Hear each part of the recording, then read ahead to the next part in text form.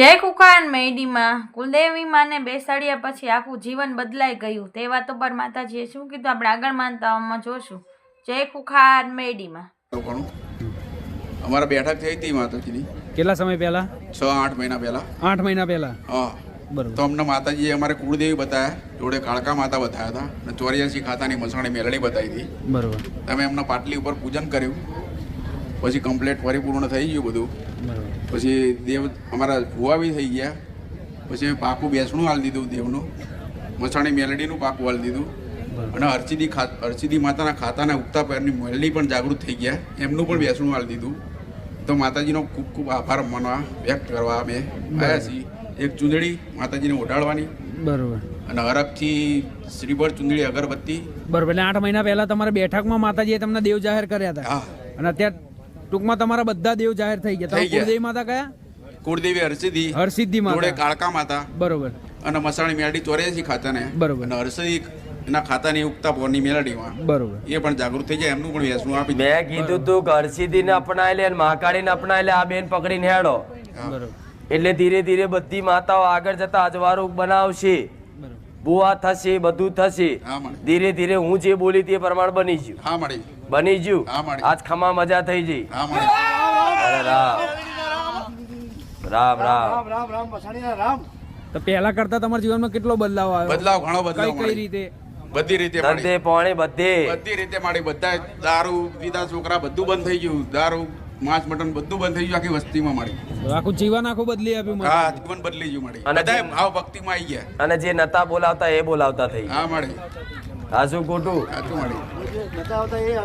એ આવતા થઈ ગયા. મળી. અમારા કુળદેવી બધા એક જ્યોતમય થઈ ગયા, 3 દેવો એ થઈ ગયા. હા મળી. એક જ ભીગામ. હા મળી. ચાલે. હો બસ આવો નવો ભાવ ભક્તિ રાખજો ને થોડું મારું આવતા જતા રહેજો ને મારો પ્રવચન ભલે હું નહીં કહેતી, પણ આ તો તમારા જીવનમાં આવું કામમાં આવે.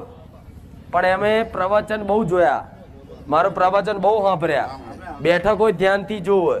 હા પર માતાજી શું કહેવા માંગે છે, પછી અંદર અંદર ચર્ચા કરે, સારું આપણે આ વાત હોવી જોઈએ, પેલો કે આપણે આ વાત હોવી જોઈએ, પેલો કે આ વાત હોય, પછી ભેગા થઈને પાછળ નક્કી કરે, માતાને દોડાય નાખે કે લાવો જોઈએ, એટલે આ વધાવો છે, આ વેણ છે, આ છે, એમ કરતા કરતા એમની બધી માતાઓ મળી જાય. પણ એવું કહું છું, આજ ભલે બધી મળી જાય, પણ એક સંધની સદી આવશે, આવું મેલડી કહું છું. એ જયારે કૂદકો મારીને આવશે ને તાર વાત જુદી લઈને આવશે, આવું મેલડી કહું છું. યાદ રાખજો. આશીર્વાદ.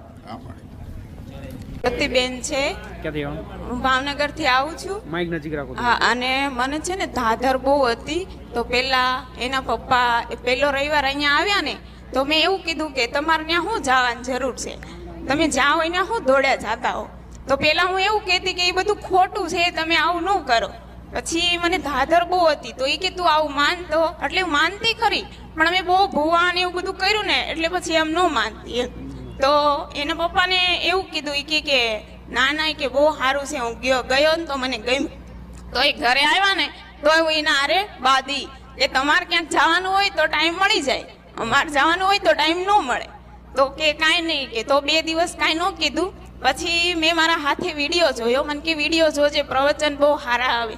તો બીજા દિવસે માડી મારા સપનામાં આવ્યા, મોરપીસ કલરની ચૂંદડી ઓઢી. તો મેં એવું કીધું કે માડી મને કેટલા વર્ષથી દાદર છે, દાદરની મેં કેટલી દવા કરી તોય મને કોઈ ફરક પડતો નથી.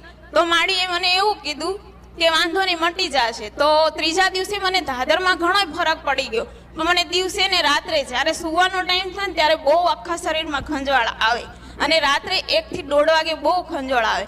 તો હું માડીને એમ કહું, માડી મેં એવું તો શું કર્યું છે? મારા સાસુએ માનતા રાખી, મેં માનતા રાખી, બધાએ રાખી, તો મને કોઈ માતાજીના ઓલામાંથી કાંઈ મને ફરક પડતો નથી. તો માડીએ મને એવું કીધું કે તું એકવાર ને આવજે, હું તને કહીશ એમ કે તને શેના કારણે દાદર થઈ છે એમ.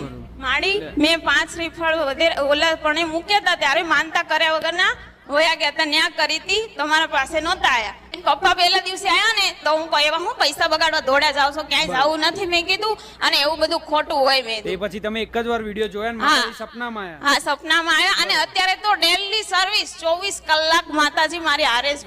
બસ મને એવું થયું કે મારે ઘરે જઈ અને એક ગલ્લો લાવવો છે.